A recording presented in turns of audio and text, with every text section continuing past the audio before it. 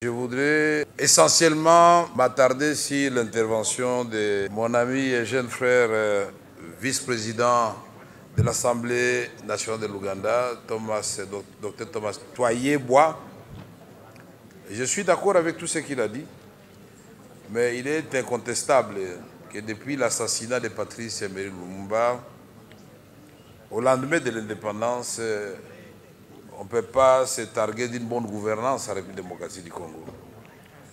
Nous sommes aussi d'accord que les contrats, par exemple, que nous avions signés avec la Chine à l'époque où j'étais à ma première prise de fonction ou élection comme président de l'Assemblée nationale, on avait discuté des contrats chinois, le cuivre, le cobalt, contre les infrastructures. Il fallait effectivement 12 millions de tonnes de cuivre, 625 000 kilos de cobalt, contre un montant qui représentait au total pas 6 milliards, 9 milliards.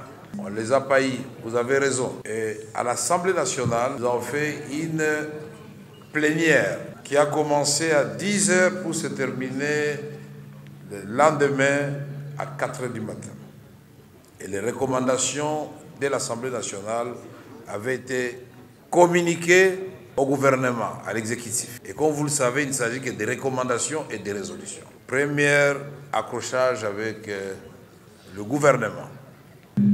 Je voudrais saluer Madame la République sud-africaine qui a rappelé fort heureusement les génocides congolais, qui est le résultat des pillages des ressources minières de la République démocratique. Ceci fait dire à certains esprits malveillants que nous souffrons de la malédiction des ressources naturelles. C'est faux. Nous sommes conscients que nous avons beaucoup de ressources naturelles, l'eau, terre, minéraux. Les plans qui ont été établis par le passé, il y avait des imperfections certainement. Et ces contrats chinois qui avaient été signés à l'époque du président Joseph Kabila a commencé à connaître des corrections sous Tshisekedi. C'est comme ça qu'on a renégocié ce contrat et on a pu récupérer 15 milliards de dollars. Ce n'est pas beaucoup, mais c'est à la fois beaucoup pour un pays qui veut aller de l'avant. S'il vous plaît, monsieur le modérateur, c'est un sujet important, comme vous le savez. Vous avez été interpellé en tant que Parlement. Je voudrais dire exactement ce que j'avais dit hier.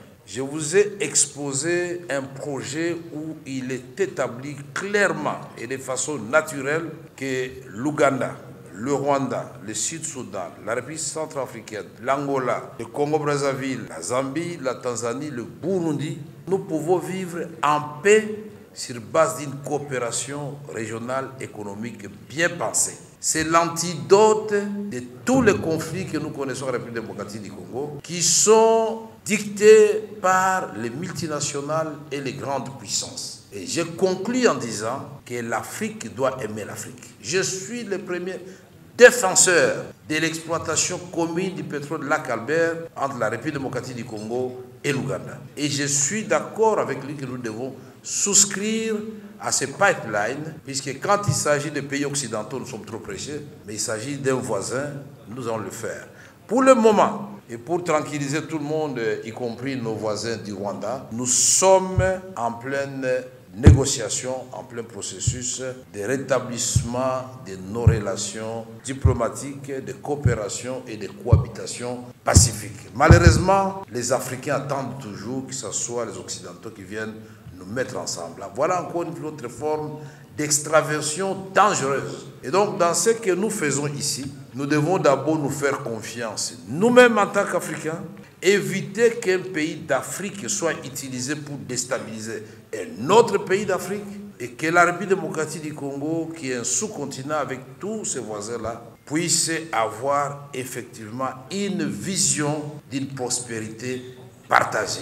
L'Afrique centrale, l'Afrique australe, l'Afrique subsaharienne et l'Afrique de l'Est se porteront mieux et nous allons tous gagner puisque nous sommes 110 millions d'habitants, 2 345 000 km², 407. Nous avons plus de 120 millions d'hectares de terre, 53% de toutes les eaux douces d'Afrique. Qu'est-ce qu'on ne peut pas faire ensemble au lieu de nous faire la guerre éternellement? Je termine en disant Et nous n'allons pas nous prévaloir de nos propres turpitudes. Nous sommes conscients qu'il faut rétablir les attributions régaliennes de l'État. L'armée professionnelle, la police, la justice, l'administration et une bonne politique des affaires internationales et étrangères. Donc, l'Afrique, encore une fois, ce que nous disons, devons baser toutes nos réflexions sur l'amour, la justice, la vérité et la solidarité. Je vous remercie. Merci.